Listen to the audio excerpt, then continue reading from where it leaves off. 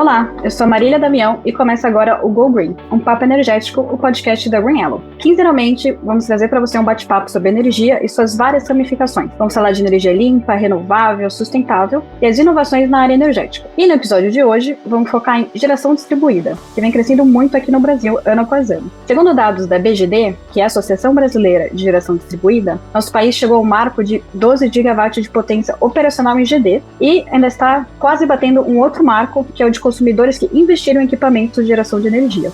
Então, para falar um pouco mais desse assunto, a gente convidou a Débora Birmarker, que é diretora de ESG do Grupo Profarma. Obrigada, Marília. E o Marcelo Varlesi, que é o diretor comercial da Green Yellow. Obrigado aí pelo convite.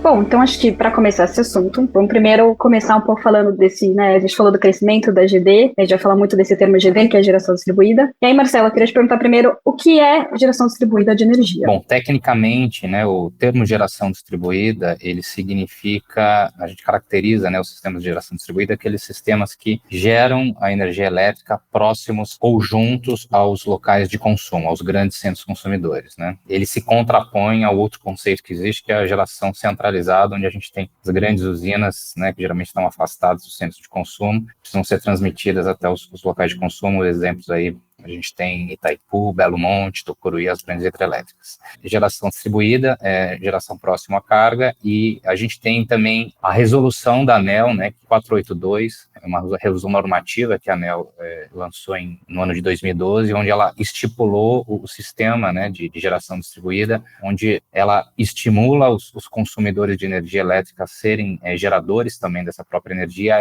e ela implementou nessa época um modelo de compensação de energia. Então, tecnicamente, o cliente ele passa a ter a possibilidade de gerar, injetar energia na distribuidora, e no final do mês é feito um encontro de contas naquela distribuidora e ele se acredita daquela energia que ele injetou. E aí, também um pouco para fazer o link, com o Grupo Profarma, como que a gente trabalha com a Profarma dentro da geração distribuída?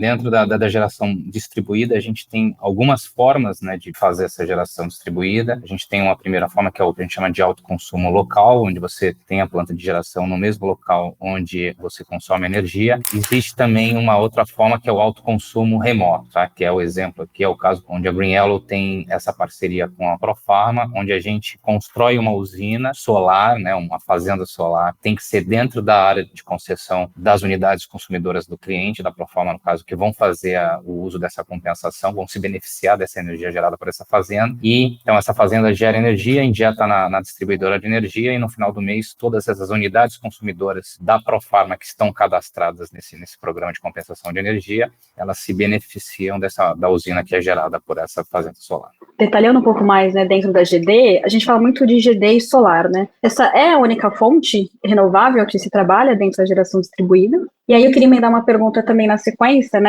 porque também tem muita sinergia, o mercado de varejo farmacêutico com a geração distribuída também. Então, voltando lá na resolução normativa 482 de 2012, quando a ANEEL implementou esse sistema de geração distribuída e compensação, os sistemas de geração que podem se aplicar a essa geração distribuída, eles precisam ser renováveis necessariamente. Então, nós temos aí praticamente mais de 95% do sistema de geração distribuída hoje no Brasil, eles são da fonte solar, mas também existem sistemas eólicos, pequenas centrais hidrelétricas, sistemas de biomassa e biogás, e sistemas que a gente chama de cogeração qualificada, que são basicamente sistemas térmicos, mas esses sistemas eles precisam ter uma eficiência final aí superior a 60%, 65%. Então, essas são as matrizes de geração que permitem você ter a geração distribuída. E em relação aos perfis dos clientes, onde existe a maior atratividade financeira para se fazer geração distribuída, então a gente tem aqui o caso da Profarma, que são essas redes de farmácias, onde você tem vários sites, várias unidades consumidoras distribuídas na mesma área de uma mesma concessionária, e principalmente cliente de baixa tensão,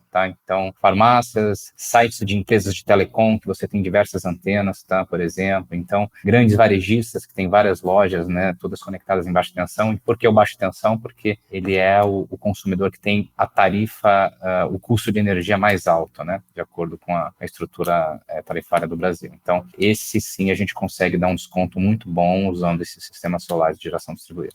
E aí, agora indo para o lado da Profarma, né? Explicou um pouco aqui o conceito da geração distribuída, mas agora pensando no cliente, né, Débora, qual que é a importância desse tipo de projeto para a estratégia ESG de vocês? Bom, Marília e Marcelo, obrigada pelo convite de estar com vocês aí estreando o Go Green. E eu queria dizer que nós estamos, então, cada vez mais buscando incorporar, né, o nosso modelo de negócio, os princípios ESG. O nosso pilar social sempre foi muito forte e agora nós estamos fortalecendo as nossas iniciativas ambientais e a utilização de energia renovável é um ponto bem relevante para o nosso negócio. Eu acho importante estar colocando também, Marília, que além dessa preocupação com a fonte, nós estamos também muito atentos ao consumo consciente, né, dos recursos naturais. Então, se eu puder já adiantar o que a gente tem pensado no assunto, por exemplo, todo o processo de logística da rede D1000, né, que pertence também ao grupo Profarma, nós utilizamos caixas plásticas retornáveis. E isso economizou o consumo de 1.700.000 caixas de papelão no último ano. Então, isso é um ponto importante. O consumo consciente passa por tudo, né? Não só o consumo consciente de energia, né, mas de recursos de forma geral, né? A transição energética envolve muito mais coisa, ou, né, a própria transição sustentável envolve muito mais coisa do que só energia, né? Então, acho que esse guarda-chuva ESG tem muita coisa a ser feita, né? E tem que outras ações mais vocês têm dentro do grupo, né? Você comentou essa da caixa de papelão, né? Outras também que não somente de energia, mas que tem outras que você quer comentar também? Temos sim, por exemplo, a gente tem uma preocupação com as reformas e as aberturas das novas lojas. Então, a gente está sempre buscando a redução da quantidade desses resíduos que são gerados, sabe? Então, a gente tem procurado até reaproveitamento de imobiliário. Então, isso é uma coisa que a gente está bem atento aqui no grupo. E aí, voltando para você, Marcelo, como que você vê os impactos, né, que a geração distribuída traz para o país, né? Sejam em N sentidos e N escopos, vamos dizer. Bom, a gente tem visto aí nesses últimos anos o crescimento bastante acelerado, né, da geração distribuída no Brasil, principalmente os sistemas solares, e os impactos são inúmeros, tá? Então, que alguns deles, os principais aí no meu ponto de vista, a gente tem o fator da criação de empregos, tá? Hoje, a geração distribuída solar é a matriz de geração que mais cresce no Brasil, comparado inclusive com os sistemas de geração centralizada. Hoje a geração distribuída solar ela vem acrescentando maior quantidade de capacidade instalada nova na matriz brasileira. Você tem a questão do fator de empregos, é uma indústria grande que movimenta aí desde fabricantes de painéis, de inversores, cabos, todos os equipamentos, as estruturas que estão envolvidas na construção da usina solar. Você tem parte de instaladores também, emprega bastante gente esse mercado, essa indústria. Temos também o ganho, sem dúvida, da sustentabilidade, né? Obviamente a gente sabe que a matriz solar ela praticamente não emite, né, carbono, ela não tem emissão de poluentes aí, de componentes de carbono na atmosfera. Cada novo sistema solar que entra em operação no Brasil, basicamente você está deixando de ativar uma máquina térmica, seja a diesel, seja a gás, seja a carvão. Então você emite, você reduz a emissão de poluentes aí de carbono para a atmosfera, para cada novo sistema solar que entra em operação no Brasil. E do lado do consumidor também é importante a questão da previsibilidade do custo da energia no longo prazo. Todos nós brasileiros, a gente sabe bem o que é aumentos constantes, né, na nossa conta de energia que a gente paga aí todos os meses. Então, aqueles clientes, aqueles consumidores de hoje que optam por ter um sistema de geração solar, você consegue evitar boa parte, né, desses subsídios, desses novos encargos que são inseridos aí quase anualmente na conta de energia, e você tem a sua previsibilidade, você sabe quanto que você vai gastar de energia aí nos próximos 5, 10, 15 anos. 15 anos hoje é o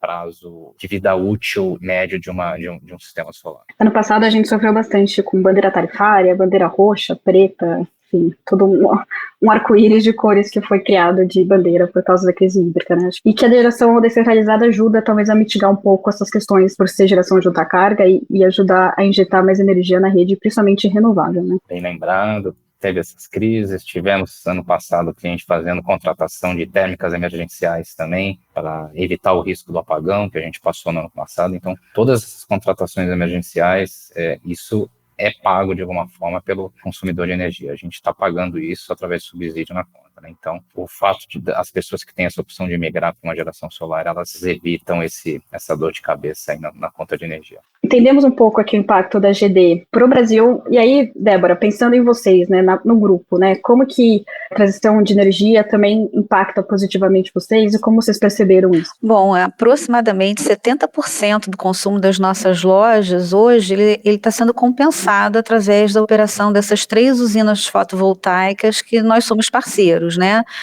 Para a gente deixar de emitir aproximadamente 636 toneladas de CO2 por ano na atmosfera tem um peso bem bacana para o grupo, sabe? A gente também se preocupa com a compensação, com plantação de árvores. Recentemente a gente plantou aí 1.500 mudas de Mata Atlântica, mas assim, a atuação e a questão das 3 usinas em funcionamento, eu acho que isso tem sido para a gente muito bacana. O deixar de emitir uma tonelada imensa de CO2 na atmosfera. Isso é importante demais para a gente. A gente quer fazer a nossa parte, né, Marília? Acho que as grandes empresas e a gente do lado como parceiro de transição, mas acho que, né, todas as empresas têm esse compromisso, né, ou deveriam ter, e eu acho que toda essa questão de ESG tem trazido isso à tona, né, eu acho que com a pandemia, eu acho que esse assunto ficou muito mais discutido, eu vejo assim. Você percebeu isso também, Débora? Você achou que com a pandemia toda essa pauta ESG ficou muito mais latente nas empresas? Sim, ficou.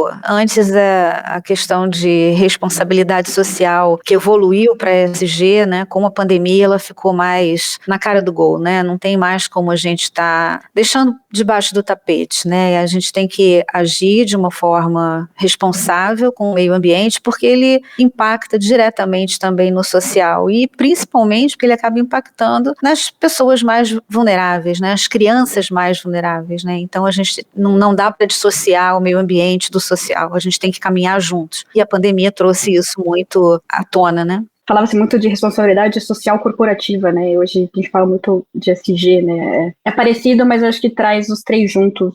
Marcelo, outro ponto também, a gente está falando aqui bastante do varejo farmacêutico, você comentou isso já um pouco, né, de outros perfis de clientes que têm essa sinergia com a geração distribuída. Quais outros mais, né? Você comentou um pouco de varejo, varejistas. Por que tem tanto esse fit, né? Como que é o modelo que atende esses clientes e por que é tão vantajoso? Hoje a gente tem percebido, né, que a grande maioria aí, esmagadora dos clientes que tem optado, né, por implementar sistemas de geração distribuída são os clientes que nós chamamos, né, de classe B, de acordo aí com as modalidades tarifárias vigentes no sistema elétrico do Brasil. A gente tem os consumidores classe B, que são os consumidores que são conectados na rede da distribuidora em baixa tensão, então uma tensão de até 1.000 volts, e temos os consumidores classe A, que são aqueles que são consumidores que são conectados na rede da distribuidora em alta tensão, em classe de tensão acima de 1.000 volts. E, obviamente, existe uma diferenciação nas tarifas entre consumidores classe B, que são os baixa tensão, e os classe A. A tarifa de energia do consumidor classe B, ela é mais alta comparada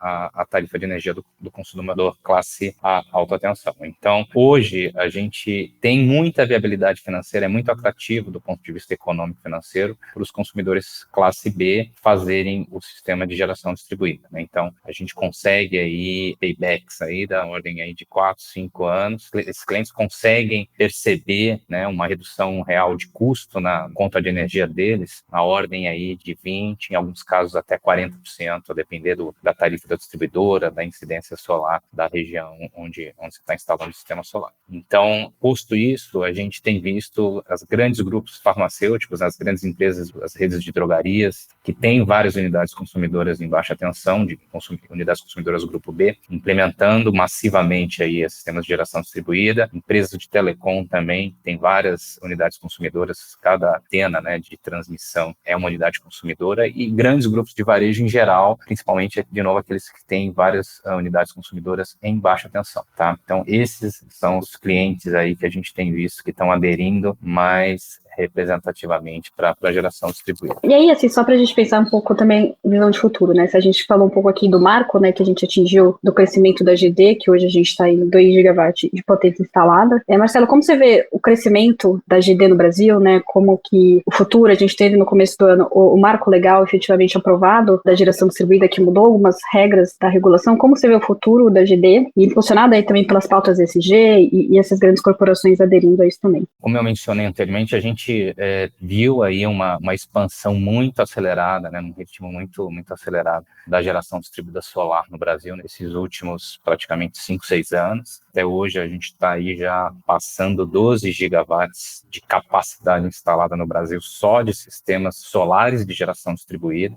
O Brasil tem mais potência instalada distribuída do que sistemas de geração solar centralizada. Tá? Então, isso mostra a força, né, realmente, como o brasileiro comprou essa ideia de geração solar, né, a questão toda da sustentabilidade, de gerar sua própria energia, de ter a previsão no longo prazo do custo. E, obviamente, tem o ponto de vista financeiro, econômico também, que é um sinal muito, muito positivo. Tá? A previsão que a gente tem é continuar crescendo, não mais na velocidade que a gente viu nesses últimos 5, 6 anos. A razão é que foi a aprovação agora no início do ano de 2022 da Lei 14.300, né? Ela está revalidando alguns conceitos, tá, da geração distribuída que ainda estavam um pouco dúbios, né, e não muito claros. Então, essa 14.300 entra agora no início do ano, foi divulgada. A partir do ano de 2023, o que acontece, né? Hoje o cliente que ele opta por gerar a própria energia e ter um sistema de geração distribuída, ele não paga pelo uso do fio, tá? Então, cada quilowatt-hora que ele gera e injeta na rede, ele pode compensar o mesmo quilowatt-hora consumido nas unidades consumidoras. Tá? Então, a partir agora do ano de 23, a 14.300 designou que esses consumidores de geração distribuída que geram a própria energia vão precisar pagar gradativamente pelo que nós chamamos aí o uso do fio, né? Que são os sistemas de distribuição que são mantidos pelas distribuidoras. Tá? Então, o impacto disso, né? Cada quilowatt-hora gerado, ele não vai ser mais poder compensado na mesma proporção de 1 kWh. Então, você vai ter que gerar vai poder compensar 0,9, 0,8, 0,7. Então, vai ter uma regra aí de transição. Obviamente, os projetos de geração distribuída eles vão passar a ser menos atrativos do ponto de vista financeiro e econômico. Então, a gente acredita que vai ter uma desaceleração, vai continuar crescendo, sim, ainda, mas num ritmo menor do que a gente tem visto crescer hoje. A expectativa aí é chegarmos a 2030 com algo próximo a 30 gigawatts de capacidade instalada só geração distribuída, a maior parte fotovoltaicos no Brasil. A Débora pode ficar tranquila que as usinas que já estão em operação não vão ser impactadas pela nova lei, pelo menos são 25 anos, Marcelo, que tem direito adquirido das antigas usinas? A 14.300 também versa sobre a questão do direito adquirido, né? Então, os clientes que já deram entrada, né, no parecer de acesso ou que já têm as usinas em operação até 31 de dezembro de 22, eles têm o chamado direito adquirido até 2045. Que bom que você esclareceu, porque eu já ia perguntar. Então, estamos na corrida final do benefício da GD até dezembro, vamos dizer assim. Quem não fez ainda, tem até o fim do ano para fazer. E aí, acho que é legal deixar isso claro, né? Porque acho que quando teve essa notícia, muita gente falou, ai meu Deus, vão taxar o sol, né? Eu lembro que tinha muita essa notícia, né? E eu acho que é legal deixar claro que não é uma taxação, na verdade, né? Então, é mais uma questão de regulação, enfim, realmente, de fato, a GD utiliza o fio, e foi toda essa discussão que foi feita junto à ANEEL e todas as distribuidoras, né?